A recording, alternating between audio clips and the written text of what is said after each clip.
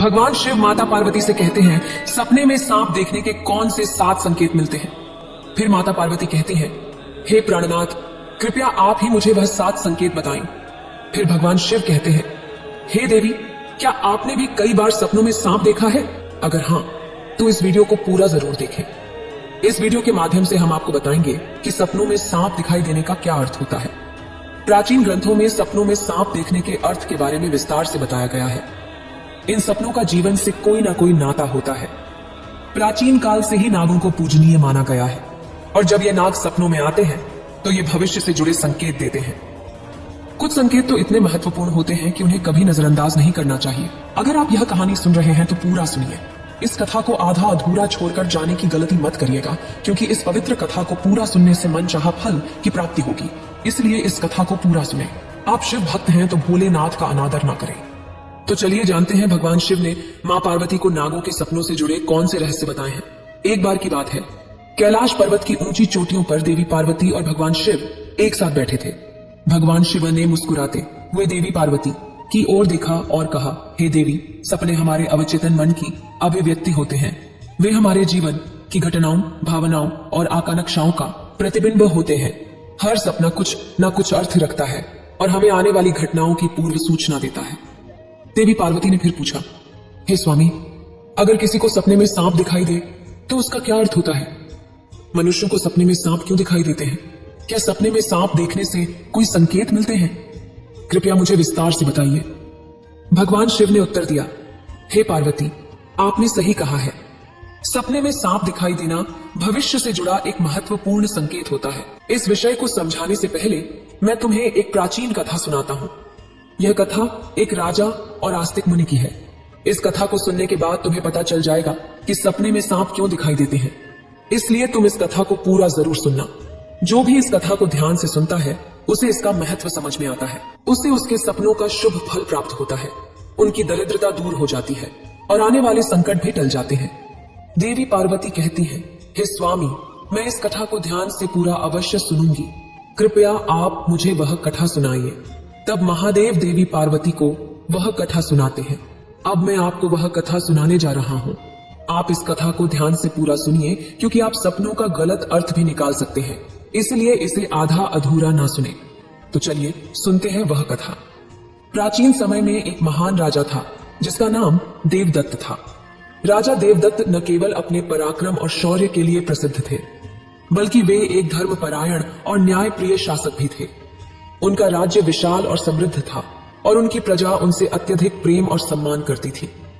राजा देवदत्त का आचरण निष्पक्ष, सहृदय और करुणामय था। वे अपनी प्रजा की समस्याओं को ध्यानपूर्वक सुनते और उनका समाधान करने का प्रयास करते थे। वे नियमित रूप से यज्ञ और धार्मिक अनुष्ठान करते थे और भगवान शिव के परम भक्त थे। राजा देवदत्त की रानी का नाम सुभद्रा था। सुभद्रा अत्यंत सौम्य, बुद्धिमान और राजा की हर स्थिति में साथ देने वाली थी। राजा और रानी की कोई संतान नहीं थी, जिससे वे कभी कभी चिंतित रहते थे। फिर एक रात राजा देवदत्त ने एक बहुत ही विचित्र सपना देखा कि एक मरा हुआ सांप उनके पैरों के पास पड़ा हुआ है। महाराज इस सपने को देखकर बहुत ही भयभीत हो गए। जागने के बाद उन्होंने यह सपना रानी सुभद्रा को बताया। राजा देवदत्त ने चिंतित होकर रानी से पूछा, हे प्रिय, मैंने सपने में एक मरा हुआ सांप देखा है, इसका क्या अर्थ हो सकता है? रानी सुभद्रा ने राजा को दिलासा देते हुए कहा, हे स्वामी, सपने हमेशा किसी न किसी संदेश का प्रतीक होते हैं, किंतु सपनों का अर्थ जानने के लिए हमें किसी विद्वान ऋषि की सहायता लेनी चाहिए। तब महाराज अपने मंत्रियों को बुलाते हैं और कहते हैं, हे मंत्रियों, आज मैंने बड़ा ही विचित्र सपना देखा है। मैंने सपने में एक मरे हुए सर्प को देखा जो मेरे पैर के पास पड़ा था। इस सपने का क्या अर्थ हो सकता है? तुम सब जाकर पता करो।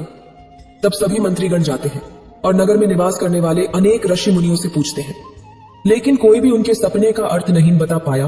तो वे लौटकर महाराज से कहने लगे, हे महाराज, हमारे राज्य में ऐसा कोई नहीं है जो आपके सपने का अर्थ समझ सके। फिर एक अन्य मंत्री महाराज के पास आया और कहने लगा, हे महाराज, हमारे राज्य के पास स्थित जंगल में मुनियास्तिक निवास करते हैं, जिन्होंने सर्पनाशक यज्ञ से समस्त नागों की रक्षा की थी। इसलिए उन्हें नागों का रक्षक माना जाता है।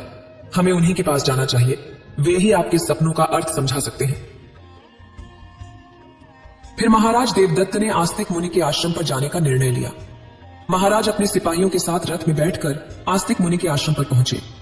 आस्तिक मुनि ने महाराज का स्वागत करते हुए पूछा, हे राजन, मेरे आश्रम में आपका स्वागत है। कहिए, आपकी क्या समस्या है? किस कारण से आप हमारे आश्रम में आए हैं? महाराज देवदत्त ने कहा, हे मुनिवर, मैं आपके पास सहायता मांगने आया हूं। मैंने नागों का एक विचित्र स्वप्न देखा है और उसका अर्थ जानने के लिए आपके पास आया हूं। आस्तिक मुनि ने कहा, हे राजन, आपने सर्पों के विषय में जो भी स्वप्न देखा है उसे निसंकोच होकर बताएं।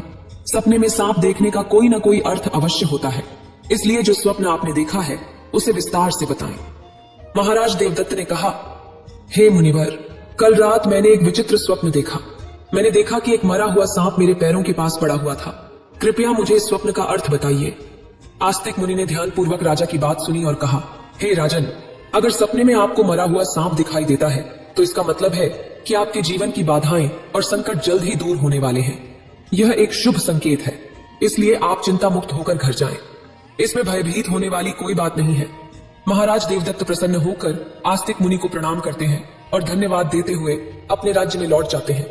इस स्वप्न के फलस्वरूप कुछ दिनों बाद राजा देवदत्त के राज्य में दुश्मनों द्वारा पैदा की गई सभी समस्याएं और संकट दूर हो गए।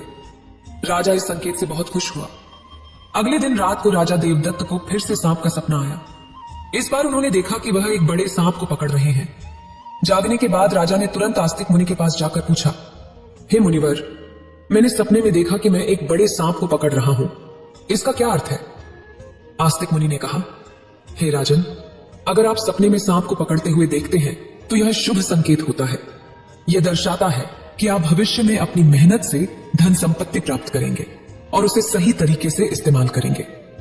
कुछ दिनों बाद राजा ने एक बड़े युद्ध में विजय प्राप्त की और राज्य की संपत्ति में वृद्धि हुई। एक अन्य रात राजा देवदत्त ने सपने में देखा कि एक सांप उड़ रहा है। जागने के बाद राजा ने फिर से आस्तिक मुनि के पास जाकर पूछा, हे मुनिवर, मैंने सपने में एक उड़ता हुआ सांप देखा है। इसका क्या अर्थ है? आस्तिक मुनि ने कहा, हे राजन, अगर सपने में सांप उड़ता हुआ दिखाई देता है तो यह उन्नति और प्रगति का प्रतीक होता है। इसके बाद राजा के राज्य में व्यापार और कृषि में उन्नति होने लगी। कुछ दिनों बाद राजा देवदत्त ने सपने में बार बार काले रंग का सांप देखा। वह चिंतित होकर आस्तिक मुनि के पास गए और पूछा, हे मुनिवर, मैंने सपने में बार बार काले रंग का सांप देखा है। इसका क्या अर्थ है? आस्तिक मुनि ने कहा, हे राजन, अगर सपने में बार बार काले रंग का सांप दिखाई देता है तो यह काल सर्प दोष का संकेत है। हालांकि ज्योतिष शास्त्र में इसका निवारण भी बताया गया है। आस्तिक मुनि के निर्देशानुसार राजा ने पूजा पाठ किया और दोष से मुक्ति पाई। राजा देवदत्त का 5वां सपना। एक रात राजा देवदत्त ने सपने में हरे रंग का सांप देखा। जागने के बाद राजा ने तुरंत आस्तिक मुनि के पास जाकर पूछा, हे मुनिवर, मैंने सपने में हरे रंग का सांप देखा है, इसका क्या अर्थ है? आस्तिक मुनि ने कहा, हे राजन, अगर सपने में हरे रंग का सांप दिखाई देता है तो यह एक शुभ संकेत है और यह निकट भविष्य में आपके साथ घटने वाली किसी अच्छी घटना की ओर इशारा करता है। इसके बाद राजा के राज्य में अच्छी फसल हुई और प्रजा बहुत खुशहाल हो गई। राजा देवदत्त का 6वां सपना। एक अन्य रात राजा देवदत्त ने सपने में सफेद रंग का सांप देखा। जागने के बाद राजा ने तुरंत आस्तिक मुनि के पास जाकर पूछा, हे मुनिवर, मैंने सपने में सफेद रंग का सांप देखा है, इसका क्या अर्थ है? आस्तिक मुनि ने कहा, हे राजन, सपने में सफेद रंग का सांप दिखाई देना भी शुभ संकेत है, जिससे धन की प्राप्ति होती है। कुछ दिनों बाद राजा को एक अज्ञात स्रोत से बहुत सारा धन प्राप्त हुआ। राजा देवदत्त का 7वां सपना। एक रात राजा देवदत्त ने सपने में देखा कि एक सांप डरकर भाग रहा है। जागने के बाद राजा ने तुरंत आस्तिक मुनि के पास जाकर पूछा, हे मुनिवर, मैंने सपने में एक सांप को डरकर भागते हुए देखा है, इसका क्या अर्थ है? आस्तिक मुनि ने कहा, हे राजन, अगर सपने में सांप को किसी से डरकर भागते हुए देखते हैं तो यह एक अशुभ संकेत है। यह दर्शाता है कि आपको आपके शत्रुओं से धोखा हो सकता है। कुछ दिनों बाद राजा के एक करीबी मंत्री ने उन्हें धोखा दिया, लेकिन राजा समय रहते सतर्क हो गए और उन्होंने उस मंत्री को कैद कर लिया और दंड दिया।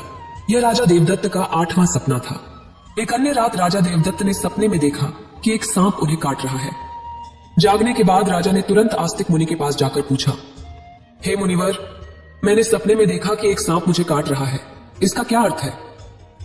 आस्तिक मुनि ने कहा, हे राजन, अगर सपने में सांप आपको काटता है या आपका पीछा करता है तो यह किसी अशुभ घटना की सूचना होती है। कुछ दिनों बाद राजा को एक गंभीर बीमारी ने घेर लिया, लेकिन वे मुनि के आशीर्वाद से ठीक हो गए। एक रात राजा देवदत्त ने 9वां सपना देखा। राजा देवदत्त ने सपने में नाग नागिन का जोड़ा देखा। जागने के बाद राजा ने तुरंत आस्तिक मुनि के पास जाकर पूछा, हे मुनिवर, मैंने सपने में नाग नागिन का जोड़ा देखा है, इसका क्या अर्थ है?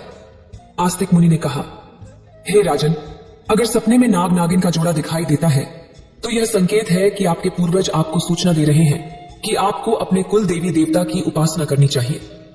राजा ने मुनि के निर्देशानुसार कुल देवी देवता की उपासना की, जिससे उनके राज्य में सुख शांति बनी रही। राजा देवदत्त का 10वां सपना।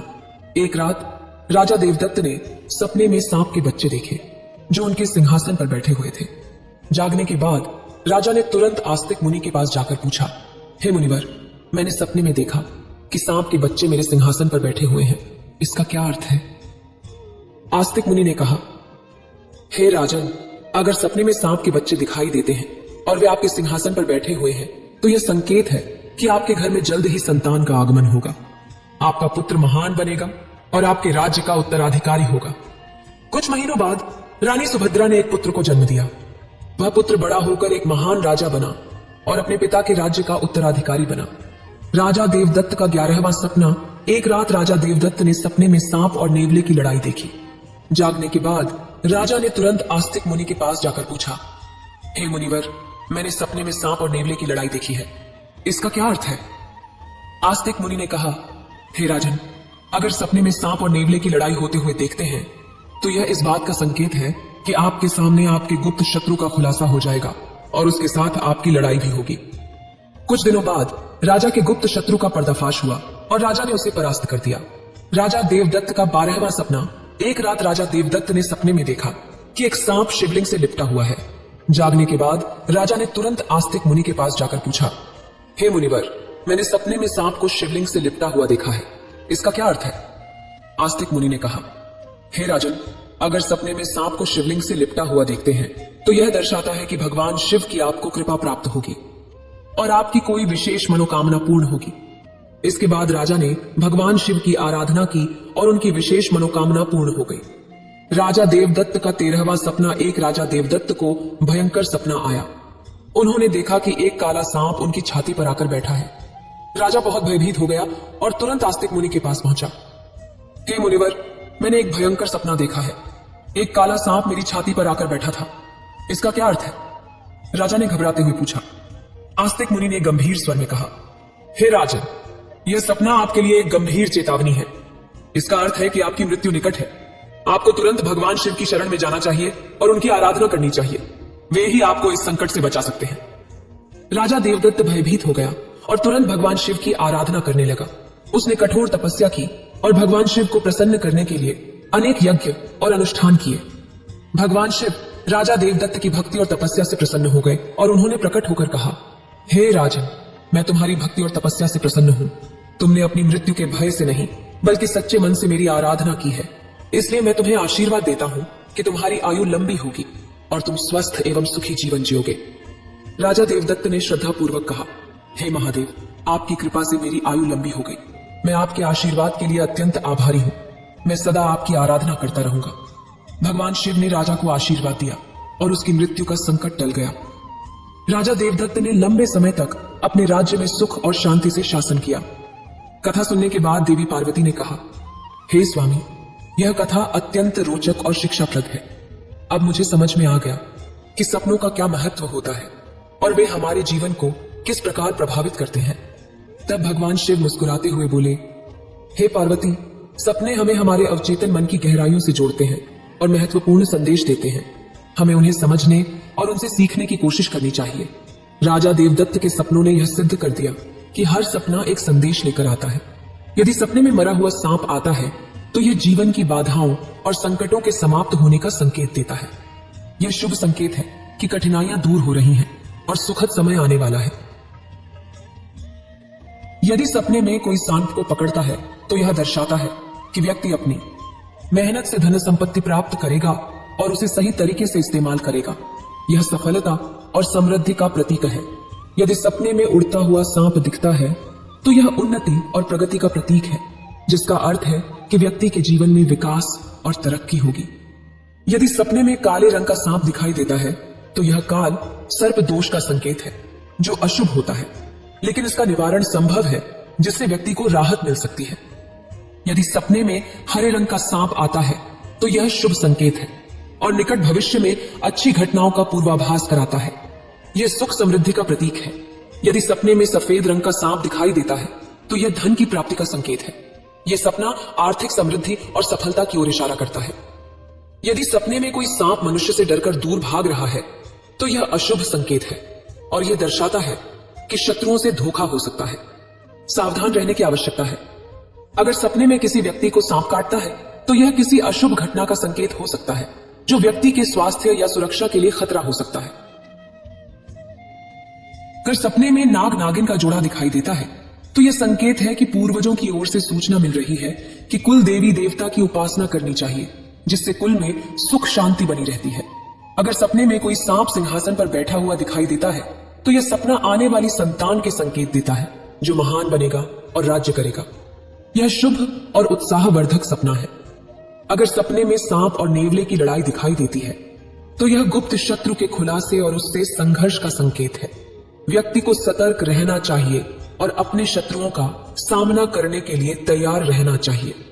यदि सपने में कोई सांप शिवलिंग से लिपटा हुआ दिखाई देता है तो यह भगवान शिव की कृपा और किसी विशेष मनोकामना की पूर्ति का संकेत है। यह अत्यंत शुभ और आध्यात्मिक सपना है। यदि किसी व्यक्ति को कोई काले रंग का नाग छाती पर बैठा हुआ दिखाई देता है तो यह निकट मृत्यु या गंभीर संकट का संकेत है। इससे व्यक्ति को भगवान की शरण में जाकर उनका आशीर्वाद प्राप्त करना चाहिए। मोहन एक शहर में मजदूरी का काम करता था। घर में उसकी पत्नी शांति और बेटा पुनीत था। एक दिन मोहन जब शाम को घर वापस आया तो शांति ने कहा, सुनो जी, पुनीत अब बड़ा हो गया है, इसे किसी अच्छे स्कूल में दाखिला दिला देते हैं ताकि ये पढ़ लिख कर बड़ा आदमी बन जाए, इसे हमारी तरह मजदूरी ना करनी पड़े। मोहन ने कहा, वो सब तो ठीक है, लेकिन इसके लिए बहुत पैसों की जरूरत होगी। शांति ने जवाब दिया, मेरे पास सोने के कंगन हैं, आप उन्हें बेच दीजिए। कुछ दिन बाद सोने के कंगन बेचकर मोहन ने पुनीत का एक अच्छे स्कूल में दाखिला करा दिया। अगले दिन तीनों भगवान शिव के मंदिर पहुंच गए। हे भोलेनाथ, हमारे बच्चे को आशीर्वाद दो, ये आज पहले दिन स्कूल जा रहा है, ये पढ़ लिख कर बड़ा आदमी बन जाए। पुनीत हर दिन स्कूल जाता और मन लगाकर पढ़ाई करता था। एक दिन पुनीत घर वापस आया और उसने कहा, माँ, हम इतने गरीब क्यों हैं? मेरे स्कूल में सभी बच्चे बहुत पैसे वाले हैं। शांति ने समझाया, बेटा ऐसा नहीं कहते, भगवान जी जिस हाल में रखें उसी हाल में सुखी रहना चाहिए। पुनीत ने कहा, नहीं, मैं आज भगवान से बात करूंगा। यह कहकर वह भगवान शिव के मंदिर पहुंच गया। भगवान, मुझे भी पैसे वाला बना दीजिए ताकि मेरे घर में भी वो सारी सुविधाएं हों जिनसे लोग आराम से रहते हैं। फिलहाल तो गर्मी से बचने के लिए एक ऐसी चाहिए। शाम को पुनीत मोहन से कहता है, पापा, मैंने शिवजी से कह दिया है, वे गर्मी से बचने के लिए एसी भिजवा देंगे। कुछ दिन इसी तरह बीत जाते हैं। एक दिन पुनीत फिर से मंदिर पहुंच जाता है। भगवान, मैंने आपसे एक चीज मांगी थी, अब आप वो भी नहीं दे पाए और बाकी सबको आप बिना मांगे सब कुछ दे देते हैं। मुझे गर्मी में रहना अच्छा नहीं लगता, इसीलिए आज फिर से कह रहा हूं, फिलहाल एक ऐसी भिजवा दीजिए। अगले दिन जब मोहन काम पर जाने के लिए निकल रहा था तभी दो आदमी उसके पास आते हैं। भैया, ये ऐसी कहां लगाना है? मोहन कहता है, लेकिन भैया, हमने तो कोई ऐसी नहीं मंगाया। वे कहते हैं, वो सब हमें नहीं पता, हमारे मालिक ने इसी घर में ऐसी लगाने को कहा है। मोहन मना करता रहता है, लेकिन वे दोनों नहीं मानते और ऐसी मोहन के घर में लगाकर चले जाते हैं। पुनीत स्कूल से वापस आता है। मोहन कहता है, बेटा देखो, गलती से किसी और का ऐसी हमारे घर में लगा दिया है, अब ना जाने क्या होगा। पुनीत कहता है, मां, ये ऐसी भगवान जी ने भेजा है, मैंने शिवजी से कहा था, उन्होंने ही ये ऐसी भेजा है। शाम को मोहन घर वापस आता है तो देखता है कि पुनीत एसी की ठंडी हवा में आराम से लेटा है। शांति, मैंने मना किया था एसी चलाने के लिए, ना जाने किसका एसी है, गलती से हमारे घर लगा दिया है। नहीं पिताजी, आपको नहीं पता, ये एसी भोले बाबा ने हमारे घर भेजा है।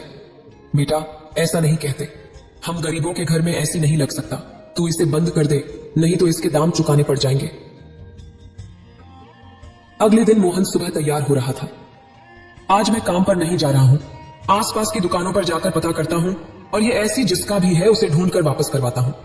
पापा, अब बेकार परेशान हो रहे हो, ये ऐसी शिवजी ने मेरे लिए भेजा है। बेटा ऐसा नहीं होता और फिर उसका खर्चा भी बहुत आएगा, हम कहां से चुकाएंगे? पुनीत बिना कुछ कहे स्कूल चला जाता है। शांति कुछ देर बाद पुनीत को लेकर मंदिर पहुंच जाती है। शांति और पुनीत दोनों घर वापस आ रहे थे, तभी रास्ते में एक सेठ जी दिखाई देते हैं। गर्मी के कारण मेरी तबीयत बहुत खराब हो रही है, क्या आसपास कोई ऐसी जगह है जहां कुछ देर ठंडक मिल सके? शांति सेठ जी को अपने घर ले आती है और एसी चला देती है, साथ ही सेठ जी को लस्सी बनाकर देती है। बेटी, यहां आकर ऐसा लग रहा है जैसे स्वर्ग में आ गया, बहुत आराम मिल रहा है। बेटा, तुमने आज मेरी जान बचाई है, नहीं तो मैं गर्मी में मर ही जाता। तुम्हारी जगह कोई और होता तो अपने एसी वाले घर में घुसने भी नहीं देता। सेठ जी, ये तो गलती से किसी का एसी क्या है। आसती आता कुनी हमारे घर लग गया है, नहीं तो हमारी क्या औकात ऐसी लगाने की। सेठ जी, ये सब भगवान शिव का कमाल है, उन्होंने ही ऐसी भेजा है मेरे लिए। सेठ जी, इसकी बातों में मत आइए, ये तो बच्चा है, तभी सेठ जी भेष बदलकर भगवान शिव के रूप में प्रकट हो जाते हैं। उन्हें देखकर शांति उनके पैरों में गिर जाती है। मैं तो तुम्हारी परीक्षा ले रहा था, कहीं तुम्हारे अंदर भी घमंड पैदा तो नहीं हो गया। भगवान, आपके दर्शन पाकर हम धन्य हो गए, हमें और कुछ नहीं चाहिए। मैंने ये सब अपने छोटे भक्त के लिए भेजा है ताकि उसका विश्वास बना रहे। आज से तुम्हें किसी भी प्रकार का कष्ट नहीं होगा। तभी उनका घर धन धान्य से भर जाता है। भगवान शिव अंतर ध्यान हो जाते हैं। जब मोहन को यह सब पता चलता है तो वह दोनों को लेकर भगवान शिव के मंदिर जाता है और भगवान के चरणों में गिर जाता है। पुनीत पर लिखकर बहुत बड़ा आदमी बन जाता है। पूरा परिवार भगवान शिव की कृपा से सुखी जीवन व्यतीत करने लगता है। इस प्रकार भगवान शिव ने देवी पार्वती को सभी सपनों के रहस्यों के बारे में बताया।